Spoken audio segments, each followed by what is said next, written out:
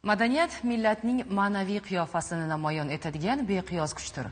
Bugun butun dunyo xalqlari bir-birini avvalo san'at, urf-odat, madaniy meros orqali taniydi. Xalqaro festivallar esa ana shu milliy boyliklarni namoyish etish, xalqlar o'rtasidagi do'stlik va hamjihatlik rishtalarini mustahkamlashga xizmat qilmoqda. Koreya Respublikasida bo'lib o'tgan nufuzli festivalda ham O'zbekistonning betakror folklor merosi va baxshichilik san'ati keng namoyish etildi. Bu haqida muxbirimiz Shiringul Asoyeva lavhasida tanishamiz. UNESCO tomonidan insoniyatning nomoddiy madaniy merosi ro'yxatiga kiritilgan mashhur Arirang an'analariga bag'ishlangan xalqaro festivalda O'zbekiston delegatsiyasi ishtiroki alohida qiziqish uyg'otdi. Festival sahnalarida o'zbek xalqining ko'p asrlik ma'naviy boyligi, baxshichiligi, san'ati, dostonchilik an'analari va folklor merosi jarang sochdi. Respublika baxshichilik san'ati markazi hamda Navoiy viloyati Xatirchi tumani madaniyat markazi ijodkorlari, xalq baxshilari, sozanda va xonandalar, shuningdek yor folklor etnografik xalq ansambli tomonidan namoyish etilgan chiqishlar tomoshabinlarning yuksak e'tiboriga sazovor bo'ldi.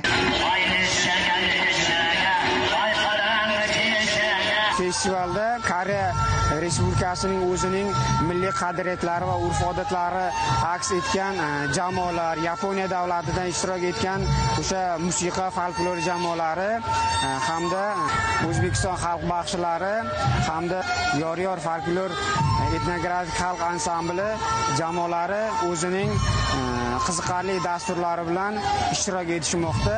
Ochilish va yopilish marosimlarida yangragan dostonlar, termalar va milliy kuy-qo'shiqlar orqali xorijlik mehmonlar xalqimizning tarixi, qadriyatlari va ma'naviy olami bilan yaqindan tanishish imkoniyatiga ega bo'ldilar. Nufuzli tadbir doirasida Koreya Respublikasining Miryang madaniyat va turizm jamg'armasi hamda Respublika baxshichilik san'ati markazi o'rtasida hamkorlik memorandumi imzolandi.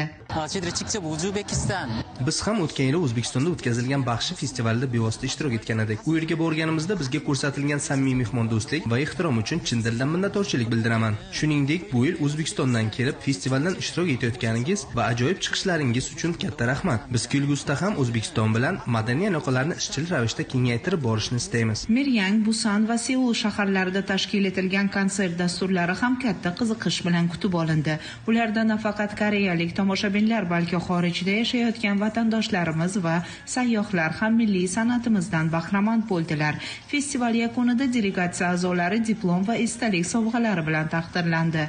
Bu e'tirof milliy madaniyatimiz, baxshichilik san'atimiz hamda xalq og'zaki ijodining xalqaro maydonda munosib o'rin egallayotganining yana bir yorqin ifodasidir. Shiringul Asoyeva, Sevdor Sattorov, Abdurauf Fahadov Zamon informatsion dasturi uchun Koreya Respublikasidan maxsus tayyorlandi.